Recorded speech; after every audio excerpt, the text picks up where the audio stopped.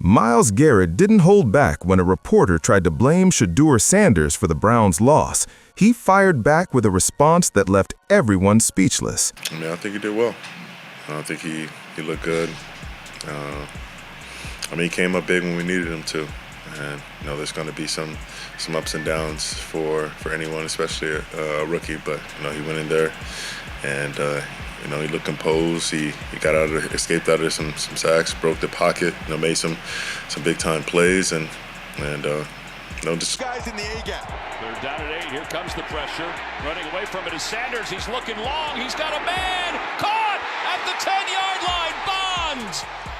For Shedeur, what I've said from the start, he just gives them a way better chance to win than Flacco gave them or than Dylan Gabriel gave them, and he will give them a chance to stay in. So I don't care what the weather is. I don't care what the records are.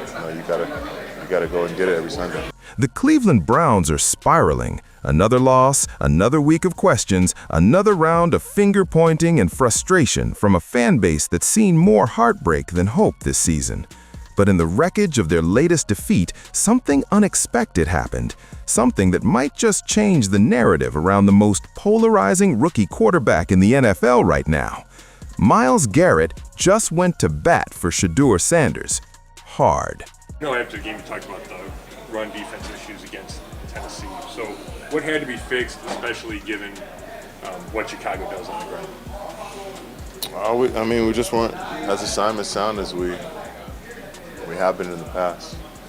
I think guys were looking to make plays and kind of getting out of gaps, and we got to be true to. When one of the most dominant defensive players in football, a guy who's chasing the single-season sack record and could have every reason to focus on his own legacy, takes time to defend a rookie quarterback on the other side of the ball, you better listen up. He reaches out, but he keeps possession, and I'm just like, wow, there's not many guys in the league that can make that throw. So that was Done deal. The Browns just got demolished on the ground. 184 rushing yards surrendered to the Tennessee Titans. That's not just bad, that's embarrassing for a defense that's supposed to be elite. For a unit anchored by Myles Garrett, who's been an absolute monster all season, this was a wake-up call nobody wanted to hear. But here's where it gets interesting. After the game, when the media vultures circled looking for someone to blame, Garrett could have easily deflected. He could have stayed quiet. Instead, he looked the cameras dead in the eye and gave Shedeur Sanders his flowers. I think he looked good. He came up big when we needed him to. And there's going to be some ups and downs for anyone, especially a rookie. But he went in there and he looked. That's not coach speak. That's not generic rah-rah garbage. That's genuine respect from a future Hall of Famer who sees something in Shedeur that a lot of people are missing. He escaped out of some sacks, broke the pocket, made some big time plays, and just looking for him to continue to grow. Looking for that clock to speed up a little bit, but he looks more and more at ease each week. There it is, a veteran recognizing a rookie who's processing the game faster every single week. That's a leader acknowledging that this kid has the intangibles you can't teach. Here's the reality nobody wants to talk about. Shedeur Sanders walked into a nightmare, and it's not his fault. Website, Pro Football Focus, what does it rank the Browns' offensive line right here, right now? Probably dead last. Dead last. Dead last. 32nd and last. What does it rank? Pro Football Focus rank the Browns' receiving core right here, right now. Last. Dead last. Let that sink in. The worst offensive line in football, the worst receiving core in football. So what exactly are we asking this rookie to do? Throw the ball with no time to receivers who can't get open behind a line that's getting him obliterated on every other snap. And somehow, Shedeur is still making plays. Skip summed up the impossible challenge Shedeur faces this week in Chicago. It's a matter of, knowing your job and doing it, and, not trying to, chase a big play, whether that's a TFL or a sack. Everything about this matchup screams disaster for a rookie quarterback. The Bears lead the league in takeaways. It's going to be freezing at Soldier Field. Chicago's defense is hungry, but Shedeur's been in disaster situations his entire brief NFL career, and he's still standing. Let's stop dancing around it. The problem in Cleveland isn't Shedeur Sanders. It's not even close. The Bears don't get no pressure on the quarterback. They bottom of the league in sacks. They don't get no pressure. He had time to throw the ball. The Bears give up a bunch of yards. They take the ball away, but they give up hella yards. That's on the defense. That's on coaching. That's on preparation. It has absolutely nothing to do with the rookie quarterback who's trying to keep the offense afloat with duct tape and prayers. The national media is split on Shedeur, but those who actually watch the tape see what Garrett sees.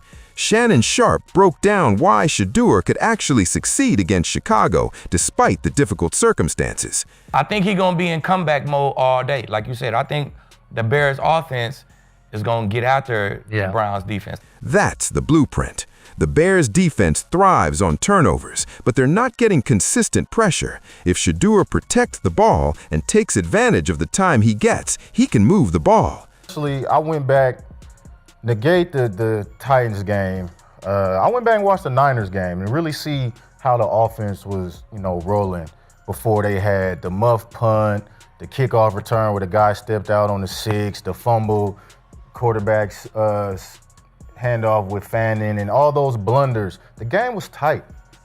Shannon's not wrong. The Bears' offense is rolling, and Cleveland's defense just showed massive cracks. Shedeur will need to throw to keep pace. T.J. Jefferson brought another perspective, having watched Shedeur develop week by week. Not a formidable defense unless they're turning the ball over. If they don't have 2 turnovers a game, they're going to lose. And it's been... The turnovers killed them. The self-inflicted wounds destroyed their chances. But Shedeur was moving the ball. He was executing. The offense was functioning until everything fell apart around him. He's got great peripherals. It's a lot of times it looks like his eyes are downfield and he spins out of a sack or he ducks. That's the key. Protect the ball, don't beat yourself. Give Shedeur a clean game and let him operate. This Sunday, Shedeur faces his toughest test yet. The Chicago Bears are playing playoff football, while the Browns are playing out the string. Everything is stacked against him. I think it's a solid day from Shedeur, man. I give him 220, 230 yards. Garrett compared Williams to some elite company. But here's the thing about Shedeur Sanders. The impossible doesn't scare him. He's been dealing with doubters his entire life. He's been called a product of his father's name. He's been told he's not a real NFL quarterback. Shannon put up numbers predicting Shedeur could actually shock people. He's going to be in comeback mode. In comeback mode, you got to throw the ball. 364, though. It's a lot of yards and some... The national media is already writing this game off as a Bears blowout, but those who actually watch Shedeur play see something different. They see a competitor who refuses to fold. Beyond defending Shedeur, Garrett's message to his team heading into these final games reveals everything about his character and what he expects from this organization moving forward. When asked about his mentality for the final 4 games, Garrett didn't waffle or make excuses. He continued with a message that should resonate through the entire Browns organization. Yeah, I don't want them to think, we're just going to be, an easy victory or something they can just walk over and not even think about. They've got to earn everything they get, and we're coming in to win. That's the attitude that wins games. That's the mentality that builds cultures. And that's what makes Garrett's defense of Shedeur so powerful. He sees that same competitive fire in the rookie quarterback. The Browns' season is over, let's be honest. They're not making the playoffs. This is about 2025 now. This is about figuring out if Shedeur Sanders is the franchise quarterback they can build around. And based on what we've seen, based on what Myles Garrett is telling us, the answer should be obvious. Yes, he is. T.J. Jefferson summed up what needs to happen for the Browns to capitalize on what they have. That's the formula. Clean up the defense, stop beating yourselves with turnovers, give Shedeur more possessions, and let him cook. The Browns need to stop with the wildcat nonsense. They need to let Shedeur play. They need to give him real weapons, spend that draft capital on offensive linemen and receivers who can actually catch the ball. Shannon made the stakes crystal clear.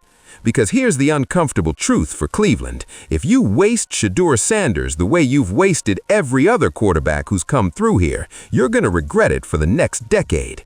Myles Garrett defending Shedeur Sanders isn't just good teammate vibes. It's a veteran superstar telling everyone who will listen that the rookie quarterback isn't the problem. Everything else is. When a guy who's chasing the NFL's single-season sack record takes time to praise a rookie on the other side of the ball, you listen. When that same guy admits his defense failed and refuses to let the quarterback take the heat, you respect it. When he talks about seeing growth every single week despite the chaos surrounding the kid, you believe it. Shedeur Sanders is walking through fire right now. The worst offensive line in football, the worst receiving core in football, a defense that can't stop the run, a fan base that's skeptical, a media that's ready to bury him. And through it all, he's showing flashes of being a legitimate franchise quarterback. The Chicago game will be brutal. The weather will be miserable. The Bears' defense will be aggressive. Shedeur probably will take some hits. He might throw a pick or two because that's what the Bears do. They force turnovers. But don't let the final score fool you. Don't let the talking heads on Monday morning tell you Shedeur isn't good enough. Watch the tape. Watch how he processes. Watch how he extends plays. Watch how he keeps fighting even when everything around him is falling apart. That's your quarterback, Cleveland. Myles Garrett already knows it. Now it's time for everyone else to catch up. Because Shedeur Sanders isn't the problem. He never was. And it's about damn time people started recognizing that. The question isn't whether Shedeur can play. The question is whether the Browns will give him the support he needs to succeed. Because if they don't, some other team will be more than happy to take him off their hands and watch him torch the league for the next 15 years. Don't say Myles Garrett warned you.